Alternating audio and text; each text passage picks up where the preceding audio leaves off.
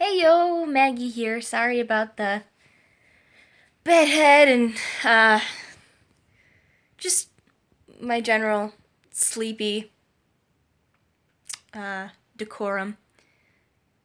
So, I have Tourette's, as anybody who follows my other blog would know. And Tourette's, to start with, is a neurological disorder. It is a tic disorder, and the specification of Tourette's is determined by it has to last for more than a year. It's chronic, essentially. Lifelong in a lot of people. And you have to have one vocal tic and one physical tic, at least. That's the bare minimum. And I've talked a bit about my Tourette's on my writing blog. But one of the weird things about Tourette's that nobody really talks about is the looping effect. With tics, you get stuck in a loop sometimes where you're just twitching the same way, or I shouldn't do that because I can trigger my tics if I do ones that I have and end up stuck in a loop like I was just talking about, where I can't stop. Somewhere I look like I'm having a seizure, don't I? This happens. My point was, I get stuck in these loops and things. Right now, my legs are like, they're tensed up so hard they're jiggling, like a Parkinson's sort of thing. I don't know if you can see it on screen. But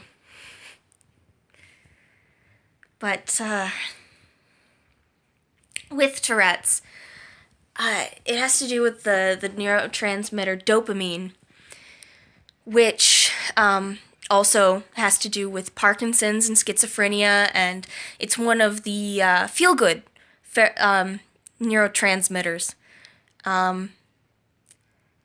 And what happens is it's essentially a dysregulation where the body produces too much, and it has to put it somewhere, and it ends up firing randomly and affecting the limbs and the vocal cords. And a couple forms, everybody knows about coprolalia, which is swearing. There's also copropraxia, which is things like sticking up your middle finger. Coprolalia is very rare. It's in less than 10% of people with Tourette's. I am a very interesting case because my case is quite severe, and I have every kind of tic you could possibly have, essentially. Short of, like, I'm sure some people tear off their clothes. Unfortunately, I've never done that. But I dance, I jump, I scream, I swear. And a couple other types which are the types I want to focus on right now, are echolalia and echopraxia, which are when you copy somebody else. One time, I was getting ready for a show.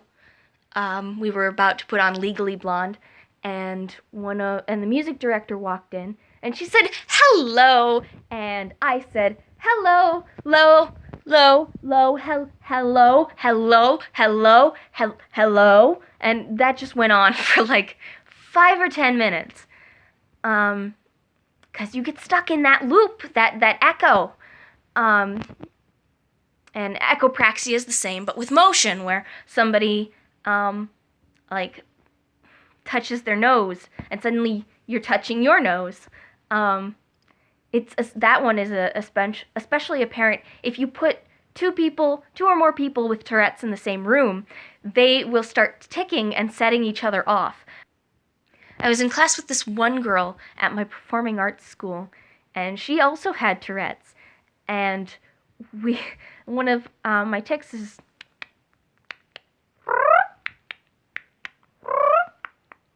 that sort of thing. And one of us would start clicking, and the other would start clicking, and we'd just do that back and forth, sometimes for entire classes. Or sometimes she'd start, like, flexing her hand, and I would start, my body would start contorting or doing some weird thing, because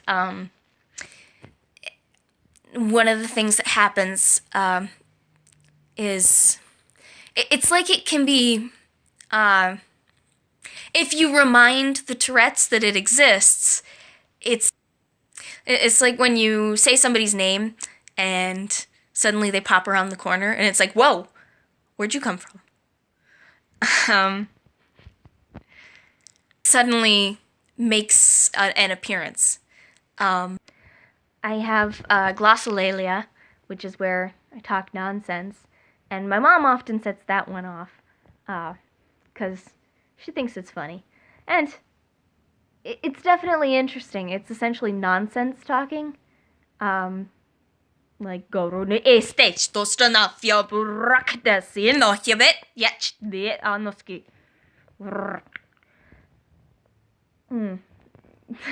Yeah, see, you speak of the devil and they arrive.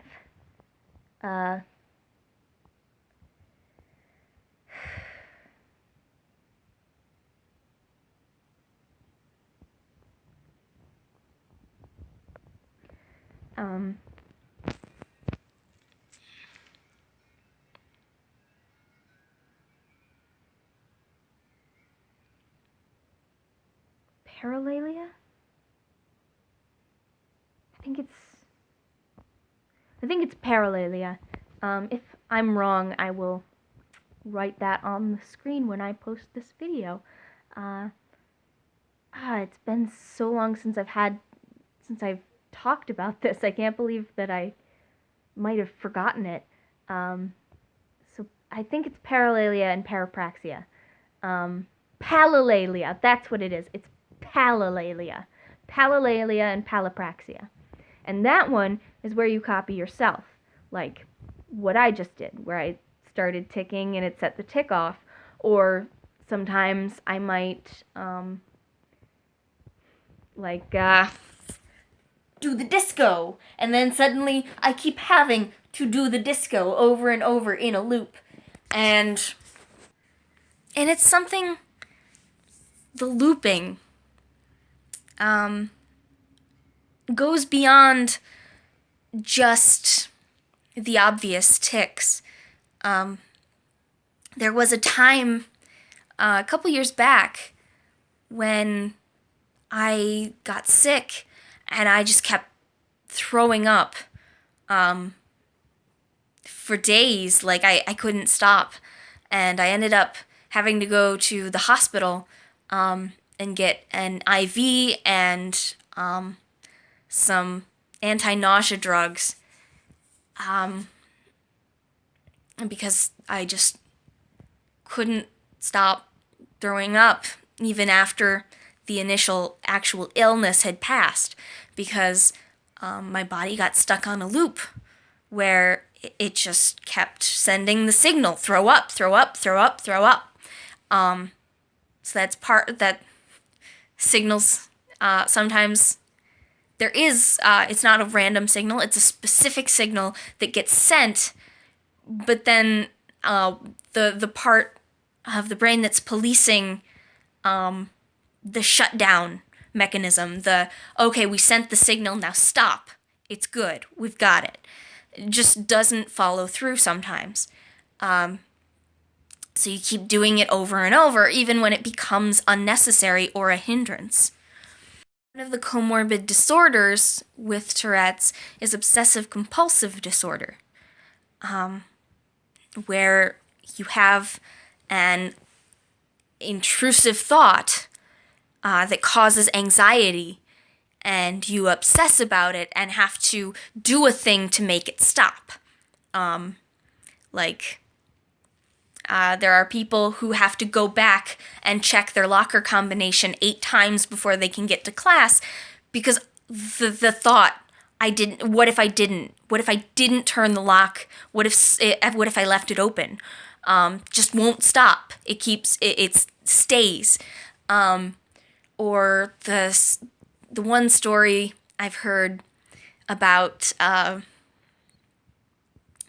this one woman who every single day she would have to go back home 5 or 6 times before on her way to work because she was so anxious about whether or not she left her hairdryer on and it would burn down the house. And the only way she could make that stop was her therapist told her, bring it with you. And so she would put it in the car with her when she went to work. And any time that intrusive thought entered, she could just look over and see, no, it's with me, it's good.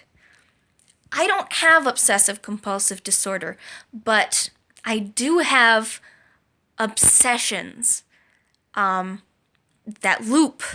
But without the compulsive part of the disorder, there's no way to make it stop. There's no, if I do this, it will put on the brakes. There's no brakes. It's just the roller coaster keeps looping and looping and looping in an endless circle of loops, and there's no off switch. Well, rather, there is nobody reliable at the control switch. So sometimes the passengers get on and the conductor pushes the lever and they start going, and then the conductor just waltzes off and goes to hang out with his girlfriend and smoke a doobie for an hour. And the people on the roller coaster are left to the winds of fate. I do have intrusive thoughts, anxieties, and lies that my brain tells itself. Things like nobody loves you, your boyfriend's gonna leave you, you'll never be good enough, it would be better if you died. Things that a lot of people, I won't say everyone, but a lot of people have to deal with in their life, in their day-to-day. And something I don't think even my doctors understand is that I can listen to what's going on in my head, and I know it's a lie. But knowing that it's a lie doesn't stop it from happening, and it doesn't stop my emotional response, because I'm not in the... If the brain is a train, I am not in the conductor's, in the engineer's room, whatever you call it. I'm not at the wheel, the lever, the what have you. The door is locked, and I'm pounding on the window trying to get somebody to listen to me. And nobody's listening to me because they're too busy yelling at themselves. They're on the intercom screaming at the passengers.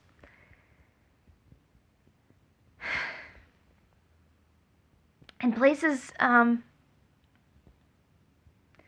like, I will get stuck in, like, researching loops where I'm worried or concerned about a thing, like, a medical issue.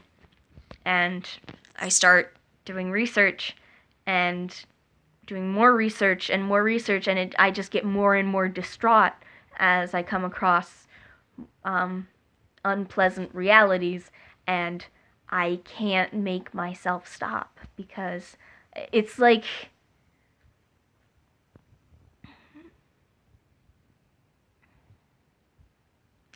it's not I could physically look away, but the part of my brain that's telling, the part of my brain that is focused on I must know more. Won't listen to the part of my brain that says we are hurting ourselves. Stop. Or I found some tweezers and I started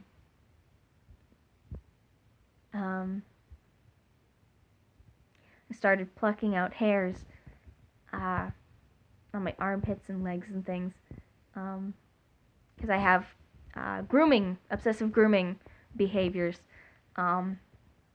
because part of it is because that is a symptom of anxiety, which I have, if you couldn't tell yet. And part of it is just, it's another obsession. Hygiene is very important to me. Cleanliness is very important to me. I want to be clean and pristine if I can be, which you would not think by the state of my hair, but some days I have, some days the fibromyalgia gets in the way. But on any given day, I try to be as clean as possible. I like to be clean shaven, etc. And I will sit there for hours, and just pick out the tiny hairs. And I could physically stop myself. But again, there is a frustration with, I will never be able to pluck out every single hair. I do not have the time. I have other things to do. Why am I doing this? But there is also a need to... It's like when you've been working on a school project for 6 hours and your head is pounding and your eyes hurt and your legs are all crampy, and you know that you should get up and move around and take a break and go pee and all those things, get something to eat, but you're just so focused on getting it done. You just want this paper written, and it is your first priority. And that's what happens sometimes with behaviors like the hair plucking or grooming my nails or researching things.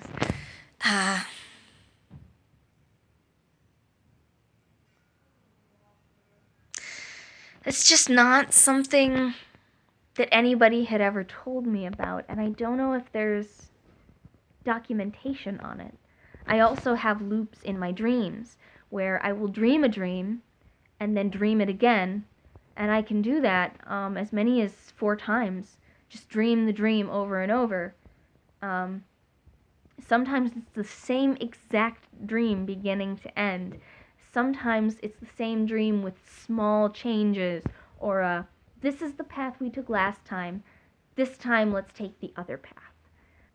And I don't know if that's something...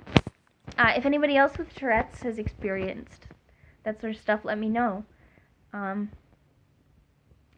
things you find out as you make your way through the world, I guess. We're always discovering more about ourselves.